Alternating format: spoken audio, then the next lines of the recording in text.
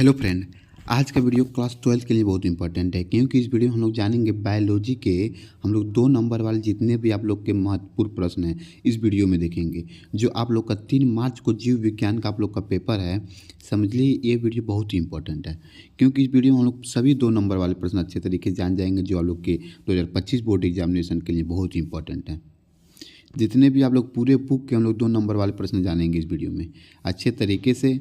बस आप इतना ही प्रश्न तैयार कर लेते हैं तो आप लोग का 2 नंबर आप लोग का जो है यह पक्का हो जाएगा। 2 नंबर वाले जितने भी प्रश्न आप लोग के हैं पक्के हो जाएंगे। सिर्फ इस पूरे वीडियो को आप लोग लास्ट तक देखिएगा। अगर आप चैनल पर नए हैं तो चैनल को लाइक सब्सक्राइब कर लीजिएगा। चलिए हम एक एक प्रश्नों को आप लोग को बताते हैं विस्तार रूप से। सबसे पहले आप लोग का प्रश्न है, बहुत ही इंपॉर्टेंट प्रश्न आप लोग का, परागण किसे कहते हैं, उदाहरण लिखिए। इसमें आप लोग लिखेंगे जब किसी पुष्प में नर भाग से पराग पौधे के मादा भाग में जाता है तो इसे परागण कहते हैं। परागण के कुछ उदाहरण ये रहे। परागण की परिभाषा में आप लोग इतना लिख देंगे, फिर इसके आप लोग उदाहरण लिखेंगे। उदाहरण में क्या क्या आप लोग को लिखना है ये भी देख लीजिए। जैसे आप लोग के ये पहला उदाहरण है, दूसरा या तीसरा, आप लोग देखिए। पहला है हवा और बारिश की वजह से पराग पौधों के बीच उड़ता है, मतलब जो परागण है हवा और बारिश की वजह से परागण पौधों के बीच उड़ता है। दूसरा है मधुमक्खियाँ और दूसरे कीड़े परागण के में मदद करते हैं। जो मतलब मधुमक्खियाँ हैं और दूसरे कीड़े कितने कीड़े हैं वो परागण में मदद करते हैं आप लोग के। तीसरा का आप लोग उदाहरण लिखेंगे, पक्षी भी परागण करते हैं जिसे ऑर्निथोफिली कहते हैं। इतना आप लोग उदाहरण लिख दीजिएगा। 3 उदाहरण आप लोग का है, 2 नंबर के लिए इतना लिख देंगे तो आप लोग का 2 नंबर आप लोग का यह फिक्स हो जाएगा। बहुत ही इंपॉर्टेंट प्रश्न आप लोग का यह, परागण किसे कहते हैं, उदाहरण लिखिए। इसके बाद हम लोग दूसरा प्रश्न देखेंगे। दूसरा प्रश्न आप लोग का है स्वपरागण के 2 हानियाँ लिखना है आप लोग को। स्वपरागण के 2 हानियाँ कौन कौन से हैं सबसे पहले आप लोग देख लीजिए। अब इसका उत्तर लिखेंगे। स्वपरागण की हानियाँ 2 हैं, इससे निम्न। पहला आप लोग का है स्वपरागित पुष्पों में बीज संख्या में कम, हल्के व छोटे होते हैं। स्वपरागित पुष्पों में बीज संख्या से कम, हल्के व छोटे होते हैं। पहला आप लोग हानियाँ यह लिखेंगे। दूसरा में आप लोग लिखेंगे इस परागण से उत्पन्न पौधे दुर्लभ और अस्वस्थ होते हैं। इस परागण जो उत्पन्न पौधे होते हैं यह कमजोर और अस्वस्थ होते हैं। दूसरा प्रश्न आप लोग का यह है।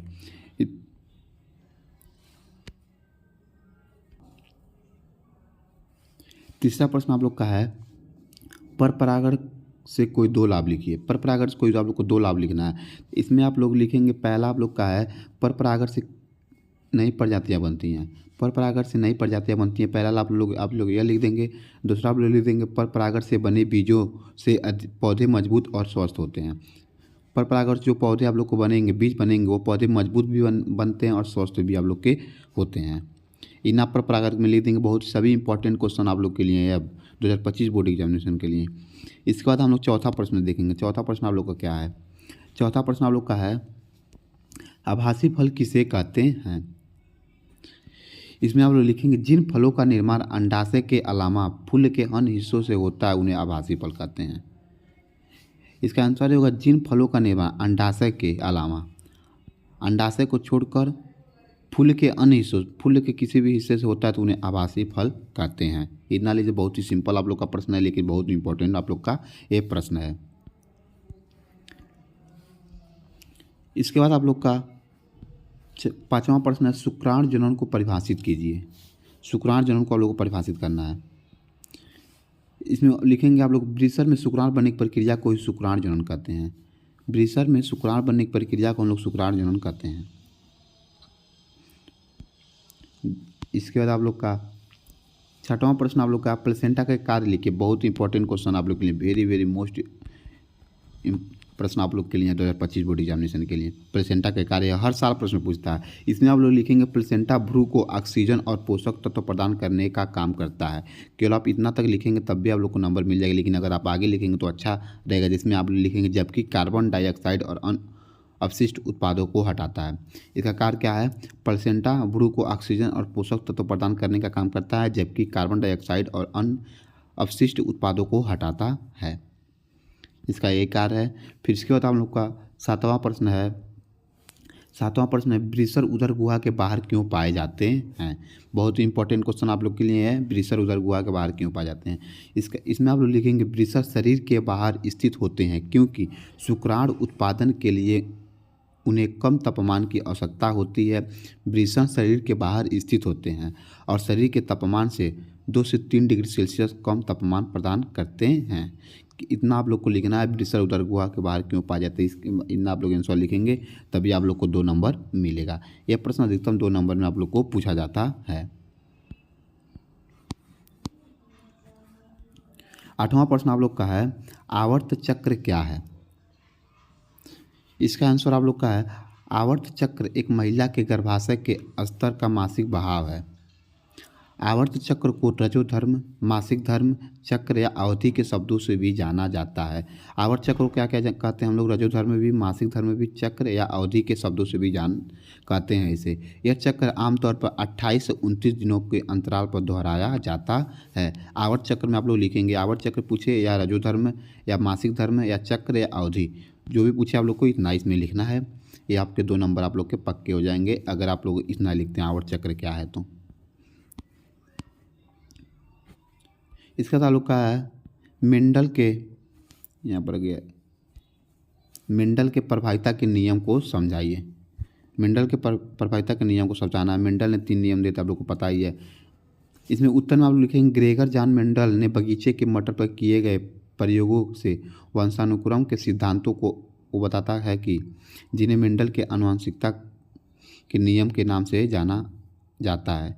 यह नियम 3 नियम है। पहला नियम आप लोग का प्रभाविता का नियम, पृथक्करण का नियम, स्वतंत्र अभिविवन का नियम। ये आप लोग का 3 नियम आप लोग का है। बहुत इंपॉर्टेंट क्वेश्चन है।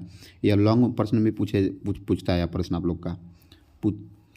मेंडल के तीनों नियम को लिखिए, प्रभाविता के नियम, पृथक्करण के नियम, स्वतंत्र अभिविवन के नियम। यह क्वेश्चन बहुत ही अच्छे तरीके से पढ़ लीजिएगा या इसमें से आप लोग को अवश्य देखने को मिलेगा प्रश्न आप लोग को। इसके बाद आप लोग का 10वां प्रश्न आप लोग का है, मेंडल ने अपने प्रयोग में मटर के पौधे का चयन क्यों किया। मेंडल ने अपने प्रयोग में मटर के पौधे का चयन क्यों किया, इसके बारे में आप लोग क्या लिखेंगे। इसमें आप लोग लिखेंगे, मेंडल ने मटर के पौधों को इसलिए चुना क्योंकि उनमें आसानी से देखने योग्य विशेषताएं थीं और प्रत्येक लक्षण के 2 विपरीत देखने योग्य लक्षण थे। क्या लिखेंगे आपने, लिखेंगे मेंडल ने मटर के पौधों को इसलिए चुना क्योंकि उनमें आसानी से देखने योग्य विशेषताएं थी और प्रत्येक लक्षण के 2 विपरीत देखने योग्य लक्षण थे। इतना आप लोग लिखेंगे तभी आप लोग को फुल नंबर मिलेगा। इसके बाद नहीं, इतना नहीं लिखेंगे तो आप लोग को फुल नंबर नहीं मिलेगा। इसके बाद आप लोग का 11वां प्रश्न है, उत्परिवर्तन के कोई 3 कारण लिखिए। उत्परिवर्तन कोई 3 कारण लिखना है।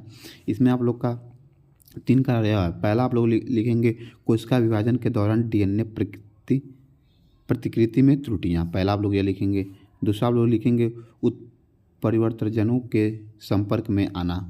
तीसरा का आप लोग लिखेंगे, वायरल संक्रमण। 3 आप लोग लिख देंगे उत्परिवर्तन के 3 कारण में, ये आप लोग के लिए। इसके बाद आप लोग का 12वां प्रश्न है, डीएनए और आरएनए का पूरा नाम लिखना आप लोग के लिए। इस डीएनए का पूरा नाम क्या होता है, डीएनए का डीऑक्सीराइबोज न्यूक्लिक एसिड, और आरएनए का पूरा नाम क्या होता है, राइबोज न्यूक्लिक एसिड। इतना हो गया। ये इसका अंतर भी पूछता है आप लोग का 3 नंबर 4 नंबर आप लोग इसका अंतर पूछता है, डीएनए और आरएनए का अंतर। ये भी आप लोग अच्छे से पढ़ लीजिएगा, बहुत इंपॉर्टेंट क्वेश्चन आप लोग के लिए। 13वां आप लोग का है, डीएनए पुनर्योजन तकनीक क्या है। डीएनए पुनर्योग तकनीक क्या है, इसके बारे में आप लोग को बताना है। इसका आंसर आप लोग लिखेंगे, डीएनए पुनर्योग तकनीक किसी जीव के जीनोम में वांछित लक्षणों वाले जीनों को डालकर नया डीएनए बनाने की तकनीक है। डीएनए पुनर्योग तकनीक किसी जीव के जीनोम में वांछित लक्षणों वाले जीनों को डालकर नया डीएनए बनाने की तकनीक है। कुल आप लोग के 13 प्रश्न आप लोग को बताया हूँ मैं। इस प्रश्न में आप लोग अच्छे तरीके से देख लीजिएगा। 13 प्रश्नों को अच्छे तरीके से ध्यान से पढ़ लीजिएगा, क्योंकि आप लोग को बोर्ड एग्जाम में अवश्य देखने को मिलेगा। इसमें से प्रश्न 2 या 3 और प्रश्न देखने को आप लोग को इसमें से मिलेगा। अगर चैनल पे हमारे नए हैं तो चैनल को लाइक, सब्सक्राइब एंड शेयर करना ना भूलें। मिलते हैं अगली वीडियो में एक नए टॉपिक के साथ। धन्यवाद।